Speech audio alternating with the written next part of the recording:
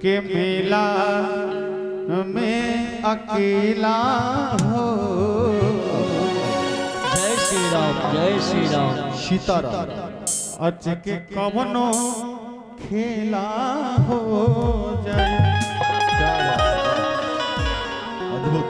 काबो मिली ना करैली बो के केला हो। देखिए आज स्वर्गीय ओम प्रकाश जी सिंह जी नहीं हैं तो आज जरूर खलता होगा। आज जिनके पास बाप नहीं है उनसे पूछिए कि उनका हाल क्या है। सही बात है। एगो भोजपुरी में कहावत बा कि जैसन धोती वैसन फेटा आ जैसने बाप वैसने बेटा। बेटा। देखिए आज हम लोग जो आए हैं हमारा सौभाग्य है। अगर आपका भाग्य है कि आपने हमें बुलाया है तो ये हम सभी का सौभाग्य है कि हम सभी इस दुख की घड़ी में कुछ हरि स्मरण करने आए हैं, ताकि दुख के घड़ी में बस वही एक नारायण है जो सबको जानते हैं। नारायण। आई मनीष जी प्रेम से। तू तो दुनिया के मेला में अकेला हो। अच के कवनो खेला हो जाए। तू तो दुनिया के मेला में अकेला हो। अच के कवनो खेला हो जाए। काबो मिली ना करैली बो के केला हो। काबो मिली ना करैली बो के केला हो। काबो मिली ना करैली बो के केला हो। अच के कवनो खेला हो जाए। तू तो दुनिया के मेला में अकेला हो। अच के कवनो खेला हो जाए। तू तो दुनिया के मेला में अकेला हो। अच के कवनो खेला हो जाए।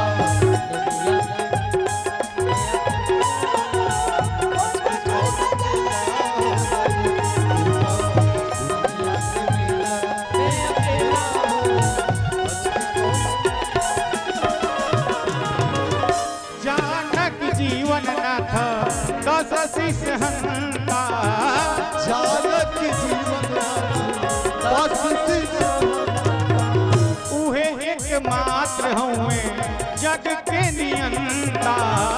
उहे एकमात्र हुए जग के नियंता। पिंटू जी जानकी जीवन नाथ जी 10 शीश हंता जी। जिसका 10 शीश और 10 हाथ है उसका भी चलाने वाला मात्र नारायण है। जानकी जीवन नाथ 10 शीश हंता। उहे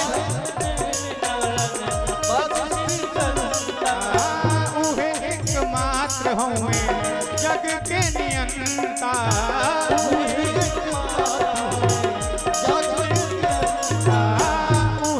एकमात्र हुए जग के नियंता।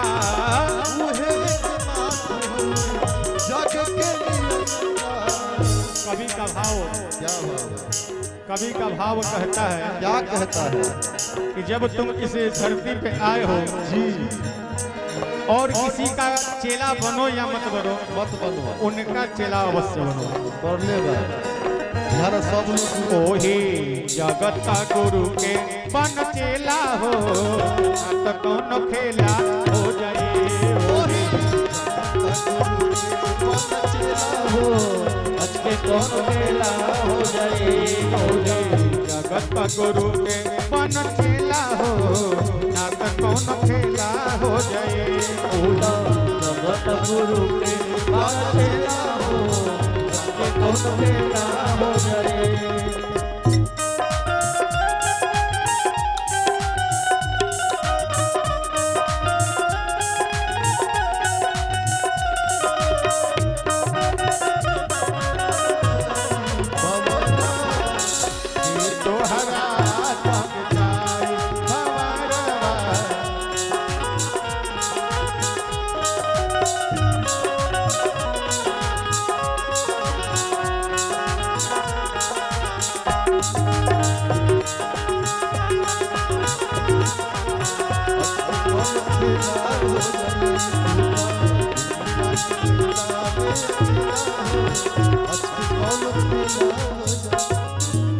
तने धीरे धीरे धीरे देखी भजन कौनो होके ओकरा में भावे नहीं बा। अब देखिए में का कहता है भाव में का कह कि जीवन में जे आइल बा ओकरा के का घेरले बा। का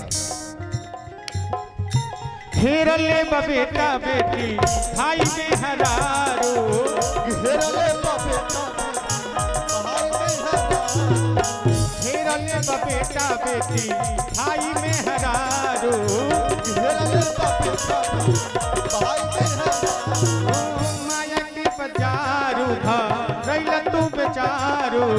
माया के बजारू कैला पंचम जी घेरले बा बेटा बेटी हां भाई मेहरारू। माया ऐसा एक शब्द है, इंसान कहता है फालना के बिहार में मर्डर कर दे, गाली दे ले, लेकिन बाल बच्चे का मुंह देख कर कहता है कि नहीं सही बात है। हम जहाँ हैं वहीं पर यही यही रहेंगे। यही माया के चक्कर में उसको मारने वाले भगवान हैं, हम क्या करें। घेरा ले बा बेटा बेटी भाई में हरारू, घेर ले बा बेटा भाई में हरारू माया के बजारू था कैल तू बेचारू। माया में बजारू कैला तू बेचारू एही जा केहू नाही केहू केहू खेला हो, जा केहू ना केहू खेला हो। पिंटू जी भैया आज हम दोनों साथ हैं, हो सकता है कि कल नहीं रहे। कल नहीं रहेगा कोई जा केहू नाही केहू केहू खेला हो, अच के कवन खेला हो जाए। तू जा केहू ना केहू खेला हो, आज के कौन खेला हो जाए। दुनिया के मेला में अकेला हो, अच के कवन खेला हो जाए। तू तो दुनिया के मेला में अकेला हो, आज के कौन खेला हो जाए।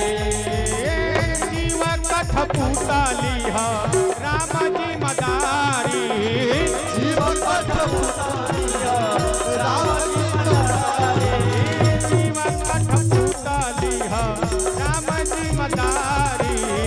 जीवन का ठपुतालिया राम जी मदारी। जमन चाहत सबने होला ये शिकारी, उत्तम बात जब में हो जाए शिकारी। जमन चाहत सबने होला ये शिकारी। उत्तम चाहत जब में हो जाए शिकारी। धीरे धीरे कि प्रवीण बिट्टू इहा सब केनु होला हो, अटके कौन खेला हो जाए।